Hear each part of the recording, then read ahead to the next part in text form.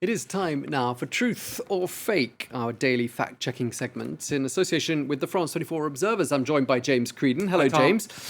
First off, some disappointed conspiracy theorists gathered in central Dallas yesterday. Tell us why they were so disappointed.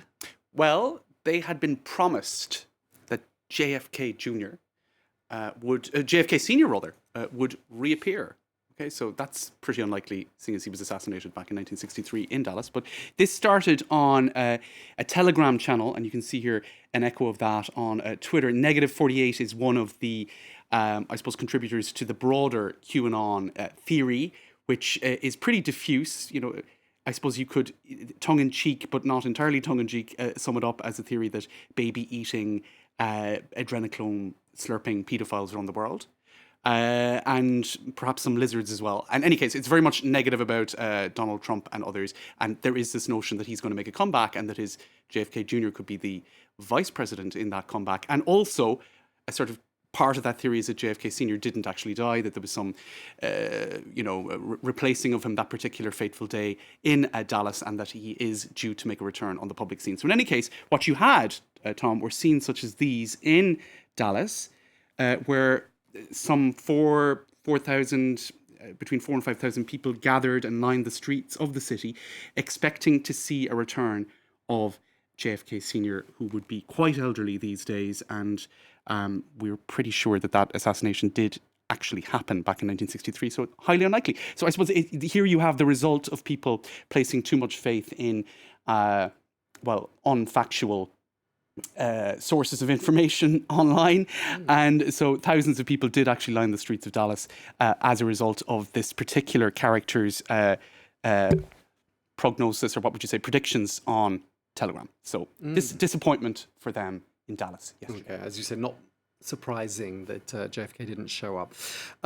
Next, more bogus claims about deaths linked to the COVID vaccine. Tell us a bit more about this. This is kind of grim, and the video itself is a particularly sad video, and it unfortunately surfaces every so often. Now, criminals are running the world, corporations out in it. It boils down to we, the people, against those who work with these criminals. 13 children in a South African school have died as a result of vaccination, and indeed that got an echo on French social media as well. You can see there very clearly linking these 13 children's deaths with the COVID-19 vaccines.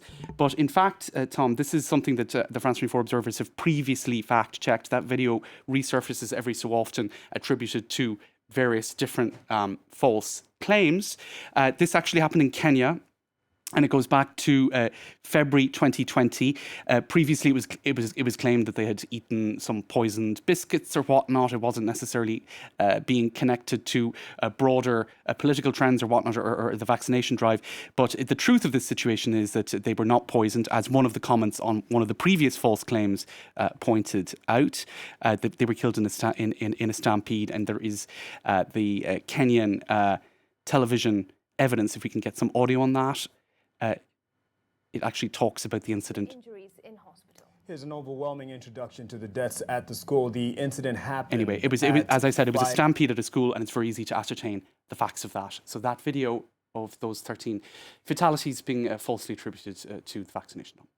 Okay, very sad story either way. And finally, politicians at the G20, did they engage, well, maybe at COP26, did they engage in some witchcraft and superstition to try and save the planet? Well, this is something you could argue, should this even have been fact-checked? This is LCI here, and they did some fact-checking on what was really, let's be honest, just a moment of sort of tradition. So here you see the moment in question where world leaders tossed a coin into the Trevi Fountain for good luck fighting the climate emergency, right? So there's the image in question. Now, a lot of people sort of seized on that, including Raphael Glucksmann, a French member of the European Parliament. What a symbol! The impotence of men to be able to. It recalled. Well, I suppose that's badly translated. What did he actually say there? In any case, he was criticising the sort of willful impotence of these politicians, and essentially what he was saying is, luck is not what is needed here. We need actions. So that ended up being sort of fact-checked. Let's just say it probably didn't need fact-checking. It was just a symbolic moment. It was a moment of tradition where people were, doing what you do when you're at the Trevi Fountain, which is throwing a coin in.